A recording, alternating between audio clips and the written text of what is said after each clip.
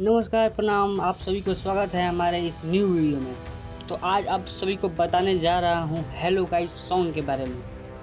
आप सभी को बता दें कि खेसारी लाल यादव का नया गाना हेलो गाइस, जो कि अभी 1 नंबर ट्रेंडिंग पे चल रहा है। और इस गाने के मैटर के बारे में बात किया जाए तो ये गाना एक फनी वीडियो के ऊपर बना है, जो कि अभी इंस्टाग्राम पे बहुत ही ट्रेंड कर रहा है। आप सभी को बता दें कि ये गाना बहुत ही फनी वाला गाना है। ये गाना में बहुत ही कॉमेडी से भरा हुआ है और बहुत ही फनी सॉन्ग है ये। आप सभी को बता दें कि Khesari Lal Yadav funny, comedy, action या सॉन्ग से भरे हुए व्यक्ति हैं। और आप सभी को बता दें कि इस गाने में काम करने वाली वनु दी ग्रेट और मनी मिराज के भाई रियाज हैं।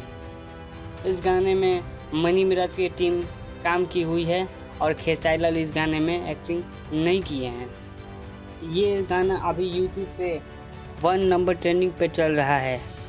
अभी हम वीडियो बना रहे हैं तो ये 3 नंबर ट्रेंडिंग पे आ चुका है।